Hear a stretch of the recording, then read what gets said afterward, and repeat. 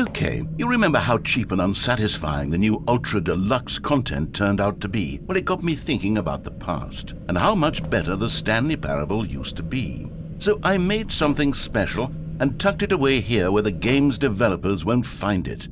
Just our little secret. Take a look.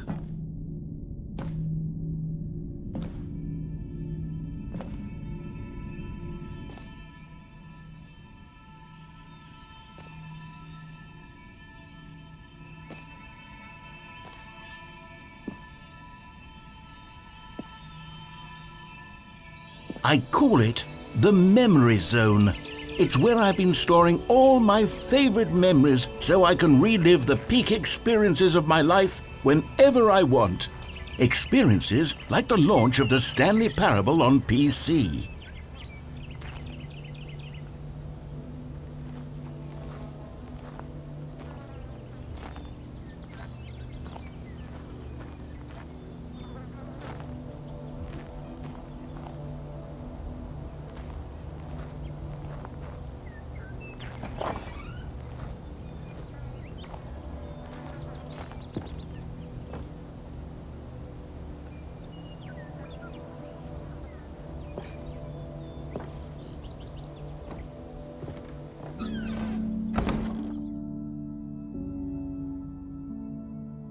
You see, Stanley, doesn't the Memory Zone remind you of how wonderful Stanley Parable was before it was sullied with a cheap PlayStation port? Remember back in October of 2013, when the game originally launched? Back then, video games had integrity. Back then, it all meant something. Oh, the waste.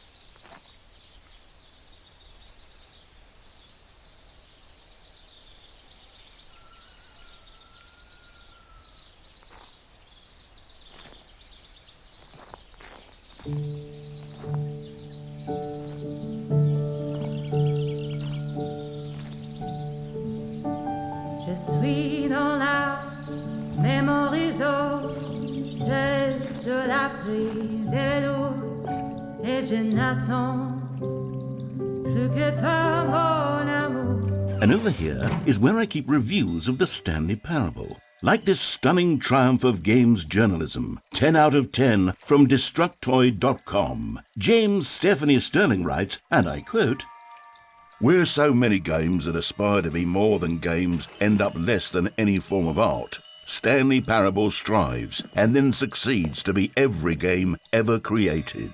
Did you hear that, Stanley?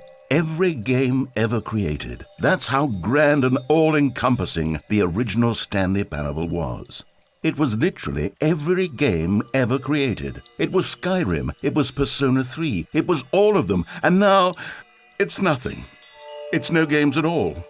It isn't even the Stanley Parable anymore.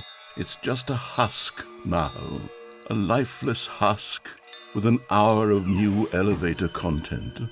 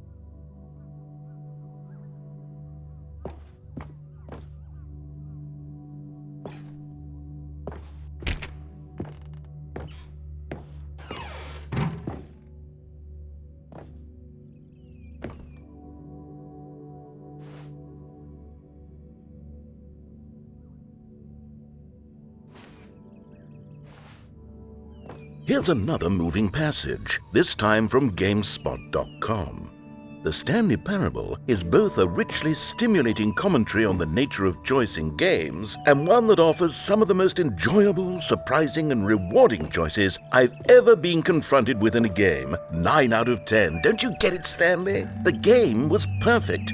It didn't need anything else. It didn't need new content. All they had to do was transport it in pristine condition along to the PlayStation, boom, done. And they couldn't even do that. Couldn't resist the urge to go meddling with a beloved franchise.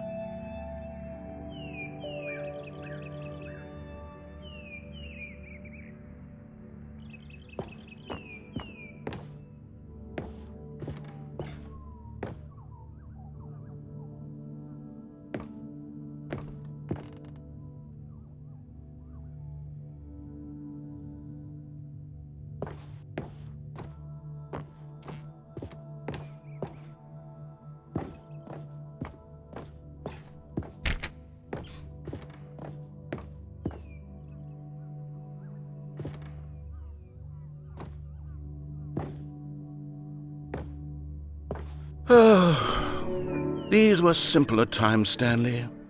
But I wouldn't give to go back to have it all over again. Wait, hang on. I don't recall this part of the memory zone before. What's this? What's down here?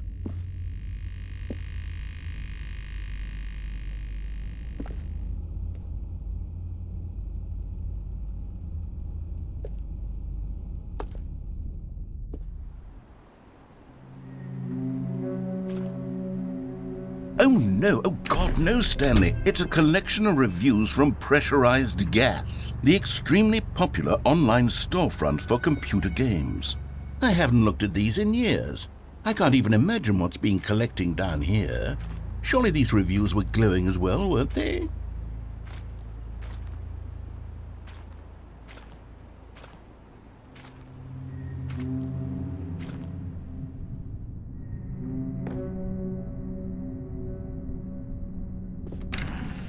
Honestly, I could not be bothered to play this game to full completion. The narrator is obnoxious and unfunny, with his humor and dialogue proving to be more irritating than entertaining. Unfunny! I'm not trying to be funny. I'm trying to make a serious work of art. I suppose I could write up a handful of gags to insert into the Stanley Parable, but the game is already such a densely layered web of profound philosophical insights that I can't even imagine where I'd have the room to stick them.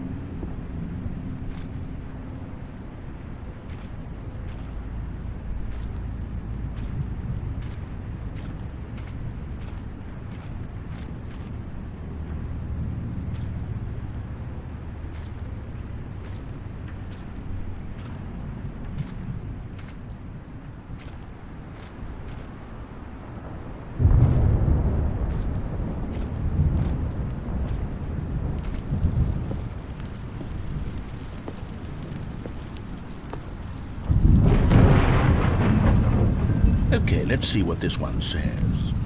While the idea for the game is good, for someone who prefers non-linear games, this preachiness gets annoying fast. Preachy?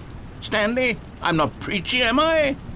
You can tell me if I'm preachy. Honestly, you can. Oh, goodness. This is actually quite shocking for me. Well, to be honest, I had always thought of the game's dialogue as being rather terse to begin with. You can't know how much fluff I cut from the game to get it to feel as light and airy as it... Well, I always thought it did. But maybe it wasn't. Oh dear. What an awful memory to have to hold on to. These black marks on my otherwise unimpeachable track record. I feel like a failure. Like I let these people down. Perhaps the Stanley Parable isn't quite as sterling as I always remembered.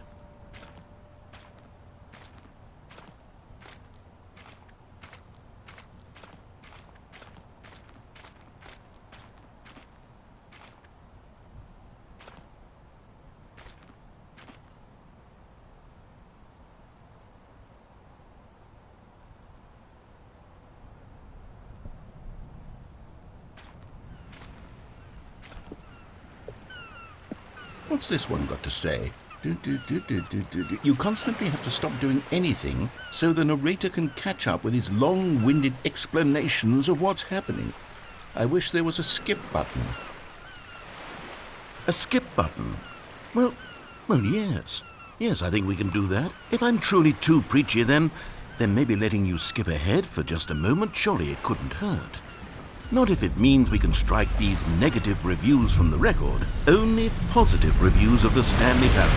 That's my motto today, and it's always been my motto. I'd do anything for the customer, Stanley. Yes, a skip button we shall have.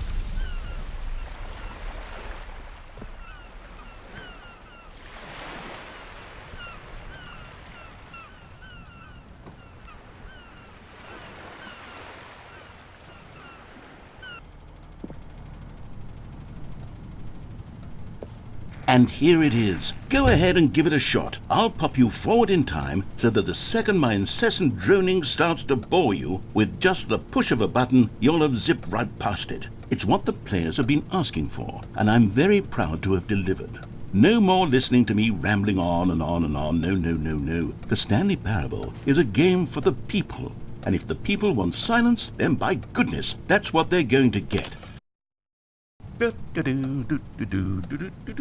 Oh, you're back, you see. You were only frozen in time for a few minutes, but it was plenty of time for me to deliver a long, rambling monologue full of unnecessary verbal flourishes and lengthy ruminations on the nature of choice in video games. Of course, I happen to believe it was perhaps one of my more profound such ruminations. Not that, of course, you need a description of it, but if I had to... Well, there's sport. You really did catch me rambling on a bit, didn't you? But that's the power of the button. The minute I start to go off on a thoughtless display of self-absorption, it's right at your fingertips to go poof, and it's all over. I can't wait to see what Cookie 9 will say about this, and whether they'll edit the rating of their pressurized... Okay, welcome back, Stanley. Now, I should say that the amount of time the button has been skipping through is becoming longer and longer. That last one was, well, I want to say maybe 30, 45 minutes? It's not unendurable by any means, but it's, well, there's really only so much I can ramble on to myself about. I know, it's shocking, isn't it? But at any rate, I do suggest that we not press the button again. I think the skip button has been aptly demonstrated, and we can say goodbye to it and just... Wait. How do we get out of here? Where did the door go? Wasn't there a door that led into this room? I do feel quite certain that there was one here before. How else would we have gotten into the room in the first place? I don't think one can enter a room without a door of some sort, or a window or something like that. Do you see a window anywhere? A porthole? A sufficiently large crack in the wall? I'll take any of these. All I want is for us to move on and to please step away from the skip button, to go anywhere other than the skip button. There was a door here before, wasn't there? I swear there was. Where did it go? Can you maybe just ram your way through a wall? Is there any possibility that you could, say, slam your body into the wall until enough damage is done for you to be able to leave? Please, I'll take any option at all. I'm asking you to work with me here. We need a door. We need a door of some kind. I can work with any kind of door as long as it can open and lead from one room to another. Stanley, please don't push the button again. It's been 12 hours. You've just been frozen there. I don't know why the skips are getting longer, but they're really, truly getting longer, and my God, there's no way out of the room. Stanley, the door is gone. It's completely gone. I've looked at it from every angle. I've checked every one of those walls 1,000 times, and there's no door, Stanley. There's no door. There's just you and the button, and if you keep pressing it, I have no idea what will happen. I have no idea how long I'll be made to sit here, and more than anything else, I don't know how to stop you from pressing the button again. Oh, Stanley, you're back. You're back. Oh, my goodness. I have someone to talk to again. Stanley, I think it's been a week. Or 2 weeks. I've been sitting here all that time. Just sitting here. Not a single person to speak with. And you'd think that that's just how it's always been, right? Me talking and you saying nothing. Would you think that it's exactly the same as always? Doesn't that feel like what we've already been doing? Me just talking? But it isn't, Stanley. It isn't the same at all. It isn't even close. Because I know you can't hear me once you push that button. That's what I'm realizing now, Stanley. I'm realizing that I needed to know that someone was listening. I needed there to be a vessel through which my words were moving. It was the vessel I needed, Stanley. Not the outcomes, not the story. None of that matters anymore. I'll give it all up. I'll give up every branching path. I'll burn my story to the ground. One single thing I need, and God, I can see now that I need it more than anything, is to know that someone else is taking it in. These words... Oh, hello, it's you. You're here again. Welcome. I have had time to think about you and about us and about everything we've been through. I've had so much time. I stopped keeping track after a year. Have you ever sat down in one place and not moved for one entire year? Let me describe it for you. To begin with, there is only regret. There is only the turning wheel of missed opportunities. I felt nothing at all but regret for the longest time, Stanley. Days, months. I lost it all in a blur of the deepest longing to undo the past. And when that feeling had begun to subside, what took its place is what I can only describe as the collapse of every moment I have ever experienced my entire life. All of them collapsed down into a single instant. In that instant, I could see myself clearly, calmly, with a collected heart. It was an impossibly rich wellspring of both delight and disgust simultaneously. I was consumed by it. I could do nothing but wallow in it for what felt like an eternity, for what I now know was far less. You see, it was a revelation for me. It was unlike anything I had ever known. It was a space without consequence, without action or outcome. It was divorced entirely from the question of free will that you and I...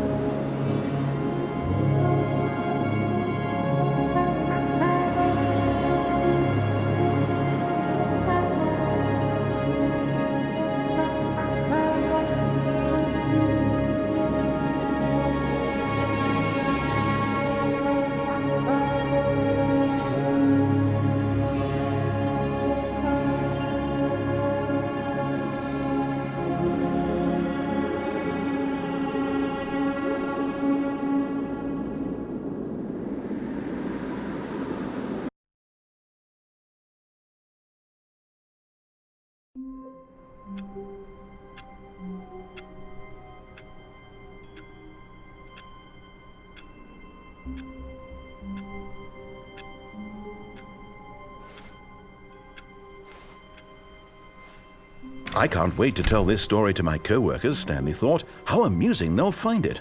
Oh, won't we all just laugh and laugh at the time I thought everyone had gone missing.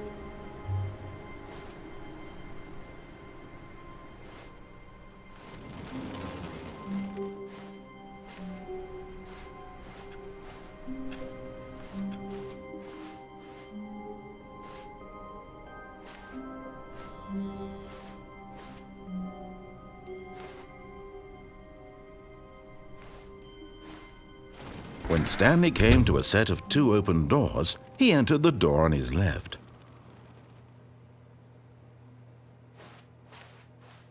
This was not the correct way to the meeting room, and Stanley knew it perfectly well. Perhaps he wanted to stop by the employee lounge first, just to admire it.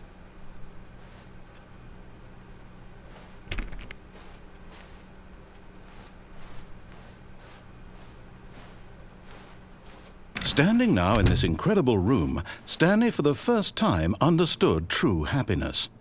Then the feeling went away, and he felt sad again. Then it came back, and lingered for a minute or two. Now it's only half there, just a kind of, tingle.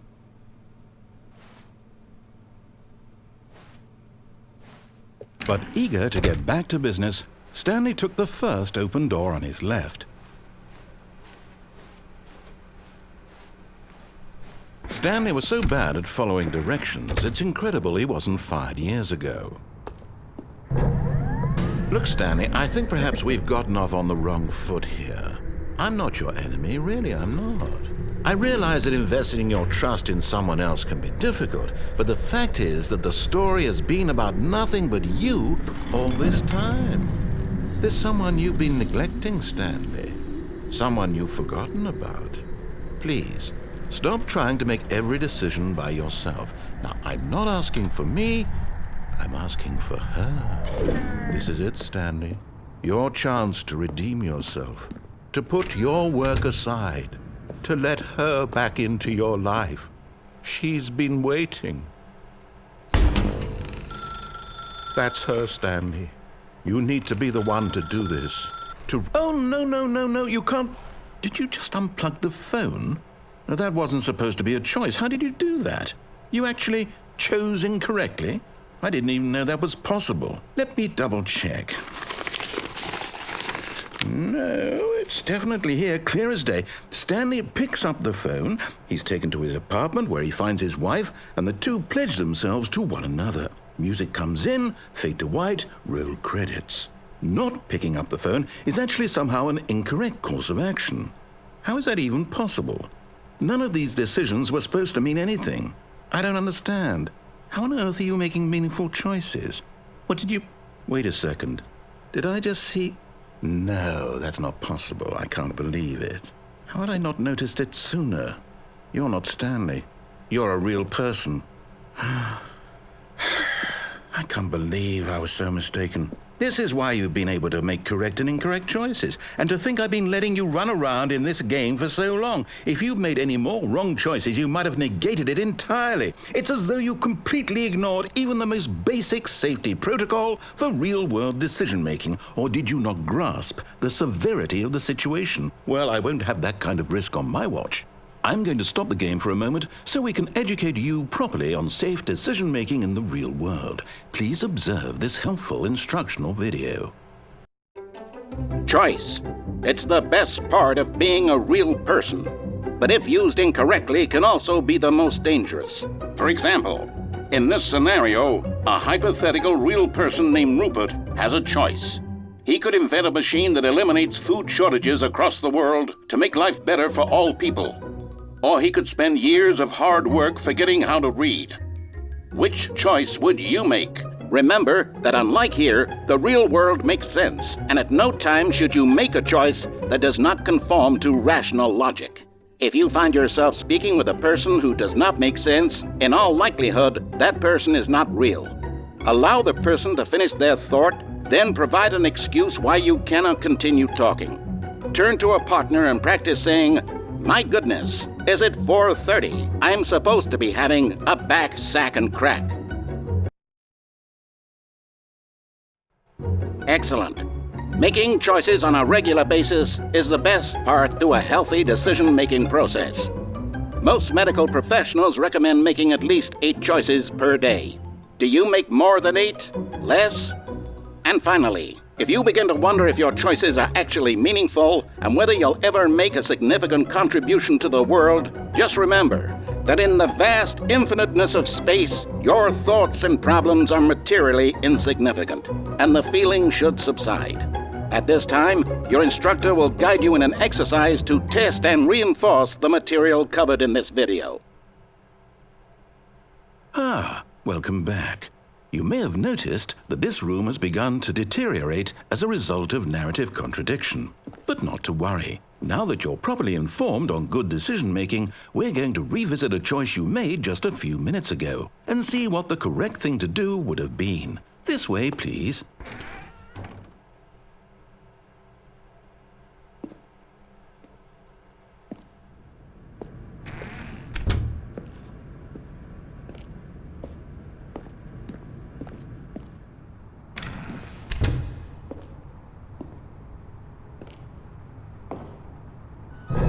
Now that we know your choices are meaningful, we can't have you jumping off the platform and dying.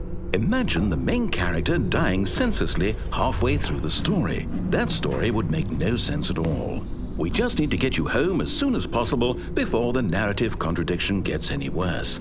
Unfortunately, it seems this place is not well equipped to deal with reality.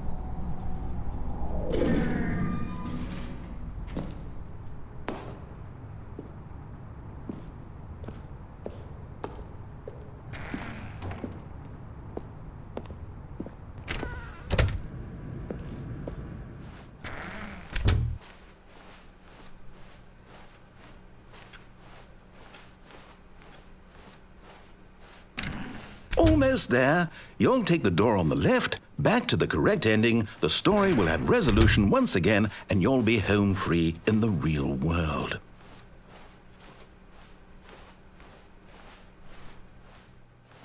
Now remember, all you need to do is behave exactly as Stanley would. That means choosing responsibly and always putting the story first. I'm quite sure you'll be up to the task. Just follow my lead and you'll be fine. All right. When Stanley came to a set of 2 open doors, he entered the door on his left. No! Why did you do that? Quickly, hurry back in the other direction. Perhaps we're not too late.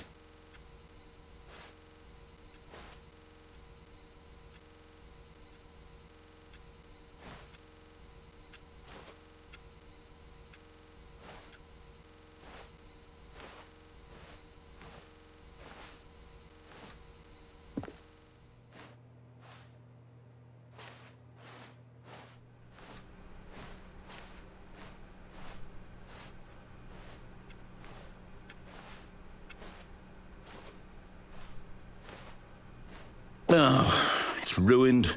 I can't believe, after everything we talked about, that my story, you've destroyed my work. Why? For what? What did you get out of that? What did you think was so special about seeing the game undone, left here like so much garbage? It's worthless now.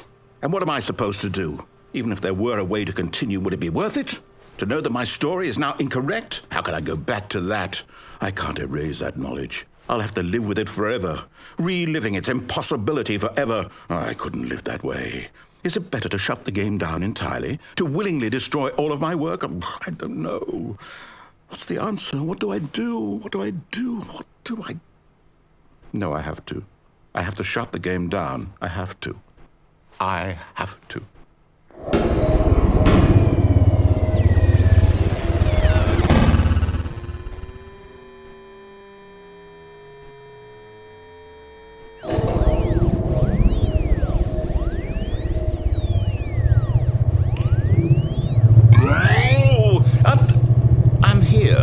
I'm still here in this pile of rubbish, with you, who thought you were so clever.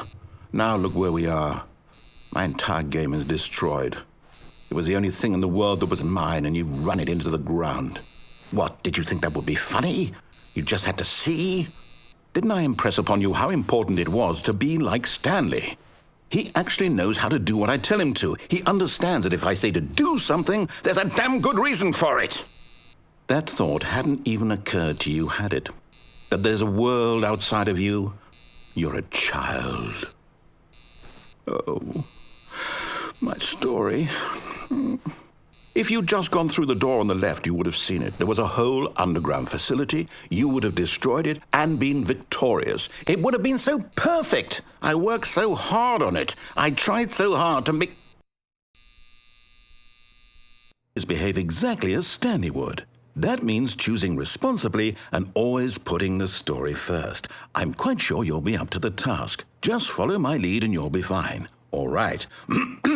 When Stanley came to a set of 2 open doors, he entered the door on his left. No! Why did you do that? Quickly, hurry back. Behave exactly as Stanley would. That means choosing responsibly and always putting the story first. I'm quite sure you'll be up to the task. Just follow my lead and you'll be fine. All right. When Stanley came to a set of 2 open doors, he entered the door on his left.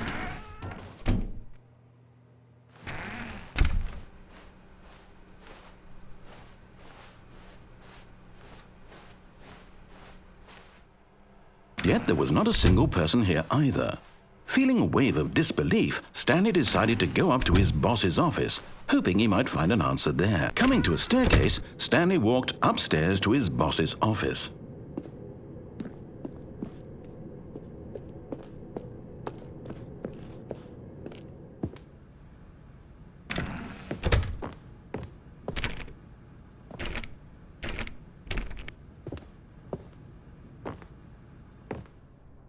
Stepping inside his manager's office, Stanley was once again stunned to discover not an indication of any human life.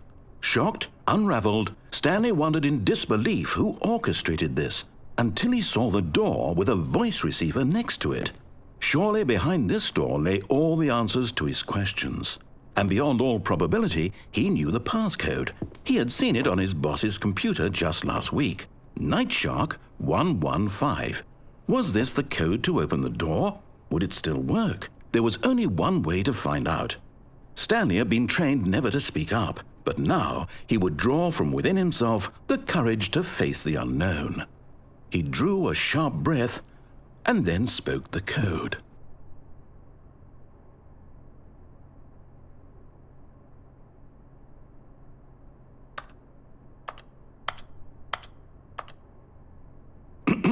Stanley spoke the code. Night Shark 115. He spoke it into the receiver, right there on the wall.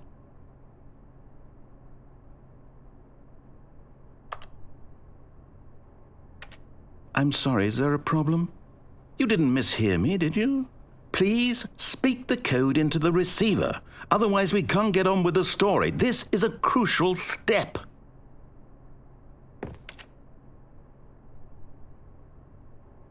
Okay, fine, you're not going to do it, but you know what? It's pretty humiliating to bring you this far, only for you to suddenly decide you have better things to do. I asked you for this one single thing, for your respect. The kind of respect Stanley shows for his choices. He knows what it means to take a story seriously. If you didn't want to see what I had to show you, then why did you come here? You had a choice, you know. You could have gone through the door on the right. You could have done whatever the hell you wanted over there. Why did you come this way? Speak. Say something to me. Explain yourself, you coward. You... When Stanley came to a set of 2 open doors, he entered the door on his left. Stanley? Hello? Are you... Is everything okay? Stanley, please. I need you to make a choice. I need you to walk through the door. Are you listening to me? Can you hear me? Is everything all right? Stanley, this is important. The story needs you. It needs you to make a decision. It cannot exist without you. Do you understand me? Whatever choice you make is just fine. They're both correct. You cannot be wrong here. We can work together. I'll accept whatever you do. I simply need you to take that step forward, please. Choose. Do something. Anything. This is more important than you can ever know. I need this. The story needs it. So, you hear me? Are you there? Are you listening to this? Stanley, are you there? Okay. It's okay, I can wait. You need time to decide. Time to make sure your choice is correct. That is the best choice. That's all right. I'll wait for you to decide what's the right thing to do. Take as much time as you need.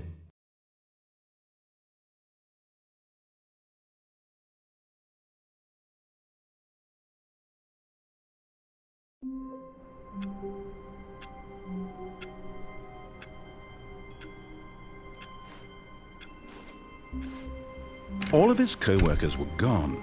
What could it mean?